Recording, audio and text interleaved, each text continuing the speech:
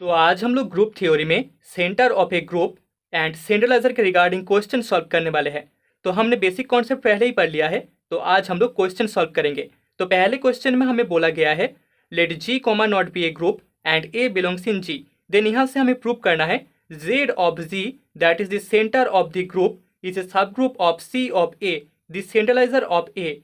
ठीक है, तो हमें सेंटर ऑफ ग्रुप को सेंट्रलाइजर ऑफ ए का सब ग्रुप शो करना है।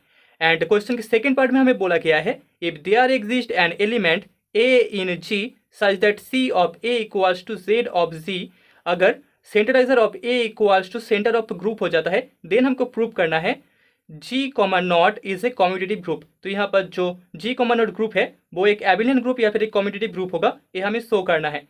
तो सोल्यूशन में सबसे पहले हमें जो गिवन है that is we have G is a group. हमारे पास G या फिर G कॉमा नॉट एक ग्रुप है, इज ए ग्रुप एंड यहाँ पर A belongs in G, group G का एक एलिमेंट है A।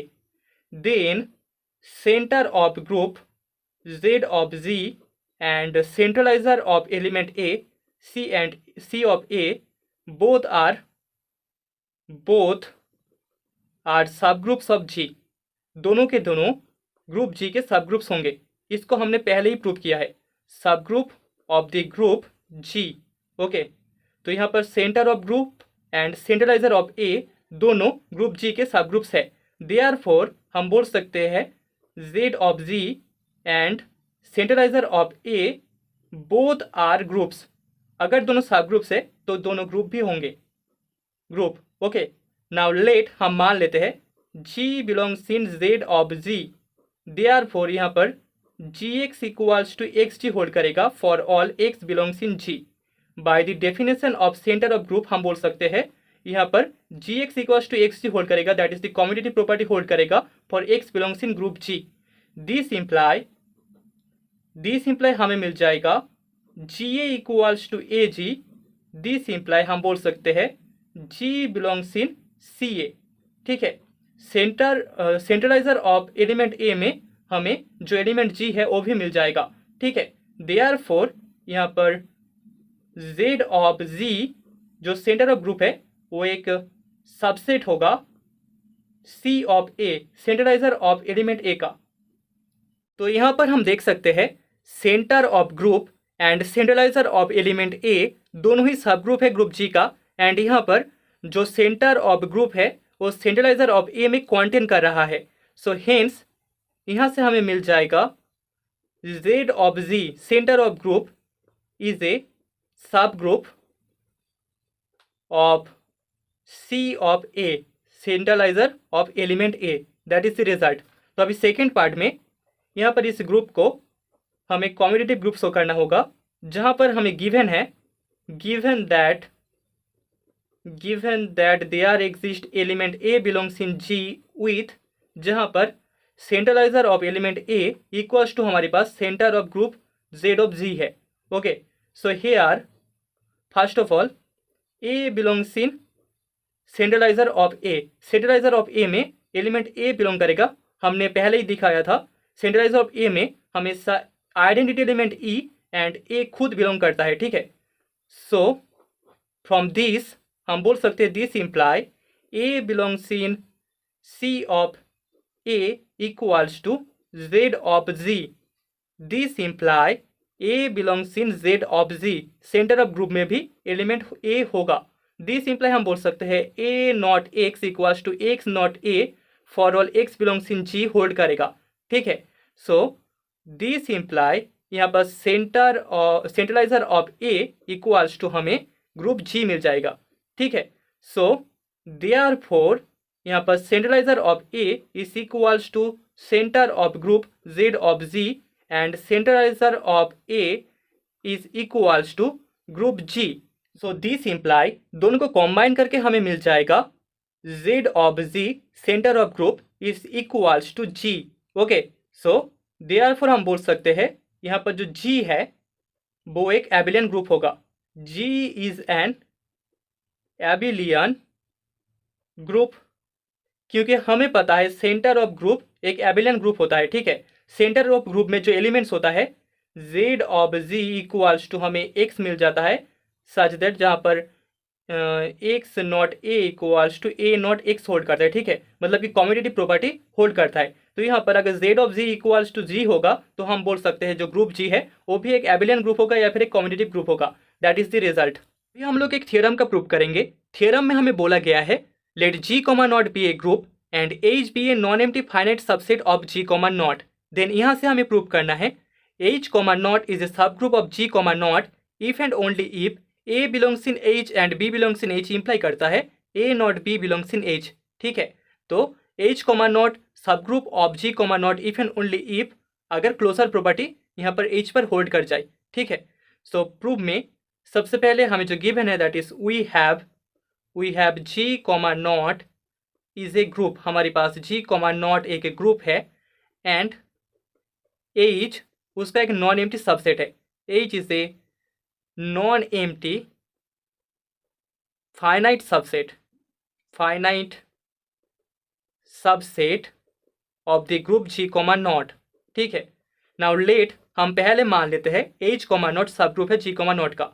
Late H comma not be a subgroup of group G comma not. So therefore यहाँ पर हम बोल सकते हैं H कॉमा नॉट भी एक ग्रुप होगा।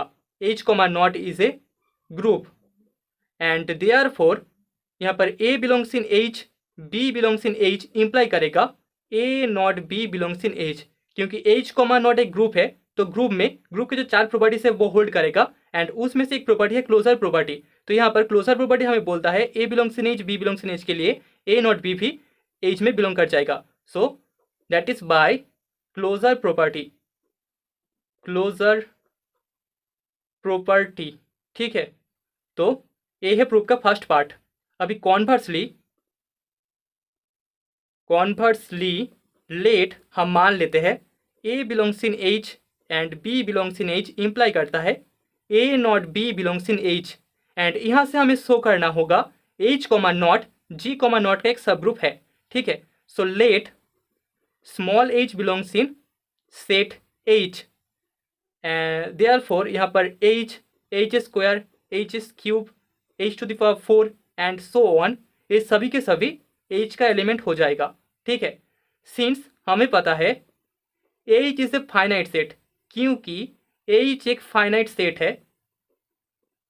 सेट, सो देयरफॉर हम बोल सकते हैं h square h cube h to the power 4 and so on are all not distinct element. सभी के सभी डिस्टिंक्ट एलिमेंट नहीं होगा, not distinct elements of set H। Sequence में सभी एलिमेंट्स का वैल्यू डिस्टिंक्ट नहीं है, मतलब कि यहाँ पर ऐसे एलिमेंट्स हमें मिल जाएंगे जिनका वैल्यू एक दूसरे के साथ इक्वल होगा। सो देयरफॉर हम बोल सकते हैं देयर एग्जिस्ट पॉजिटिव इंटीजर्स, यहाँ पर हमें पॉजिटिव इंटीजर्स मिलेंगे, integers R and S with, जहाँ पर R S से बड़ा है and H to the power R is equals to H to the power S, ठीक है। दोनों का वैल्यू इक्वल होगा जहाँ पर R S से बड़ा है, मतलब कि मान लीजिए यहाँ पर H to the power 125 equals to हमें शायद H स्क्वायर ऐसे मिल जाएगा, ठीक है। मतलब कि दोनों का वैल्यू इक्वल होगा लेकिन यहाँ पर पावर अलग अलग है, ठीक है, मतलब कि एलिमेंट रिपीट होगा। So H to the power R is equals to H to the power S hold करेगा for R greater than S। This imply हम बोल सकते हैं H to the power R minus S is equals to हमें identity element E मिल जाएगा, जो कि इम्प्लाई करेगा E is equals to H to the power R minus S and that also belongs in set H।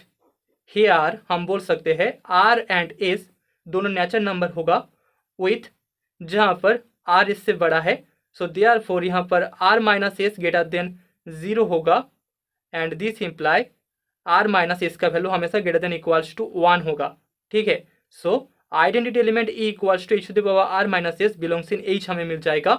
दस हम बोल सकते हैं यहाँ पर जो सीक्वेंस है identity element E then H square then H cube and so on, वो सभी के सभी इस सेट H में बिलोंग करेगा and here R minus S is greater than equals to 1, जो कि इम्प्लाई करेगा r minus s minus 1 is greater than equals to 0, this imply h to the power r minus s minus 1 also belongs in set H. Now यहाँ पर h not h to the power r minus s minus 1 equals to h to the power r minus s minus 1 not h equals to हमें h to the power r minus s मिल जाएगा. That is equals to हमें पता है identity element e होता है. So this simply हम बोल सकते हैं यहाँ पर h इनवर्स इक्वल्स टू हमें मिल जाएगा h to the power r minus s minus 1 that belongs in h. So therefore यहाँ पर h सेट h का एलिमेंट होगा and this imply h inverse भी h का एलिमेंट होगा. सो हिंस हम बोल सकते हैं जो h कॉमा नॉट है that is a subgroup of the group g comma not. ठीक है, तो हमने प्रूव कर दिया a belongs in h, b belongs in h के लिए अगर a नॉट b h में बिलोंग करता है तो वो इम्प्लाई करता है h comma not is a subgroup of g comma not. ठीक है, जहां पर h हमारे पास एक फाइनाइट नॉन एम्प्टी सबसेट है ग्रुप g का. Okay, that is the proof of this theorem.